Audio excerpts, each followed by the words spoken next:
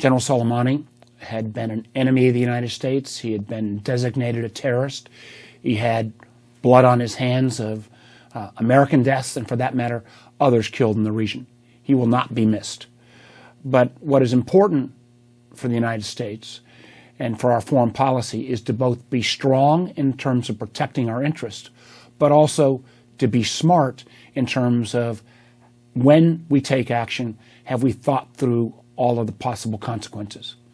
While I've received a series of briefings now since, starting with Friday, 2 on Monday, and 1 yesterday with the majority of the Senate, I have no question and have accepted the fact that there was a real, tangible threat.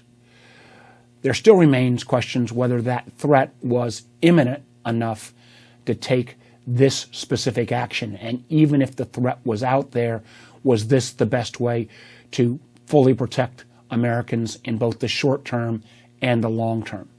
I'd like to point out 3 areas where I have serious doubts of the administration thinking through this process. First, if we step back and look over the last few weeks in this region, we had seen in Lebanon huge protests actually against Iranian influence. The Lebanese people saying, we're tired of Hezbollah being Iranian-controlled. We'd like Lebanon to be run for and run by Lebanese. We saw in Iran itself literally hundreds of thousands, if not millions of people take to the streets to demonstrate against the overbearing nature of the Iranian regime. And we saw in Iraq, our ally, for the first time literally in years, where not only were Sunni and Kurd Iraqis protesting against Iranian influence, but we also saw members of the Shia community who had traditionally been supporters of Iran protest and saying it's time for the Iranians to leave. After the death of Soleimani, we've now seen all of that anti-Iranian fervor turn into anti-American fervor. We've seen countless millions on the streets of Iran protesting against America, saying the kind of death to America chants that we heard 20 years ago and 40 years ago. We've seen, unfortunately, in Lebanon and in Iraq now anger directed, rather than against Iran, against America. And I'm not sure that makes us safer or stronger over the long haul. Secondly, one of the things that previous presidents have done, and let me make clear, taking out Soleimani was an enormously significant act, one of the most significant foreign policy actions our country has taken in decades, because we were taking out one of the top 3 officials of an adversarial government of Iran.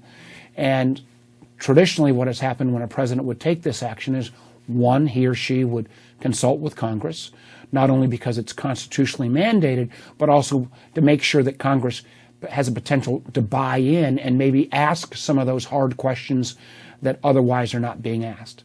Secondly, a president normally consults with our allies, whether our allies being the country of Iraq, where we've spent a number of American lives and American treasure trying to rebuild that nation.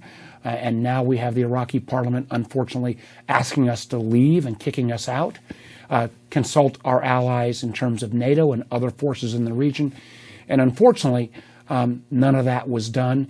And traditionally, after our country would take such a bold action, the president would normally appear and speak to the American public and explain his reasoning. I do commend the president for at least finally coming forward yesterday and appear, albeit shortly, before the American public. I think that's much more appropriate than the kind of, antagonistic tweets that the president had been sending out. And then finally, in terms of our allies and our situation in the world, we saw the president in his comments yesterday urge NATO to take a bigger role in Iraq. Unfortunately, this president, who has been constantly condemning of NATO and undermining NATO, now asking NATO to step up its place in Iraq, Time will tell, but at least initially it appears that our NATO allies, like Germany, for example, is actually drawing troops out of Iraq rather than being willing to step up. And also on a both regional and global basis, I am gravely concerned that the president, in some of his tweets, threatened and that he would attack cultural sites in Iran. That would be against international law. That plays into the Iranian storyline that somehow the Americans are not respectful of Middle East or Islamic culture. I think that is deeply disturbing. And I'm particularly concerned as well of how some of the president's tweets play into the position that China and Russia has. For example, China, which has treated its own Muslim population, the Uyghurs, with great disrespect, or treated its own people in Hong Kong with great disrespect, can now say, why follow America since an American president is threatening to attack cultural sites and to violate international law? For Putin in Russia, again, this reinforces his arguments as well, that there's nothing unique about America.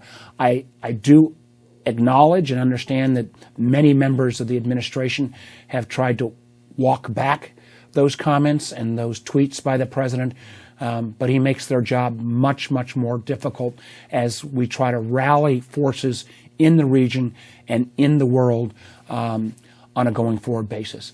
I hope and pray that the Iranian military actions, which appear to be somewhat tempered so far, are the last of the violence in the region.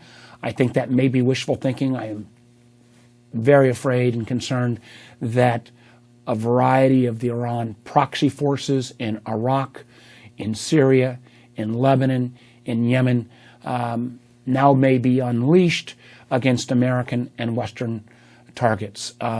Again, time will tell, but these are the kind of questions that I wish the administration had thought through before they took out General Soleimani.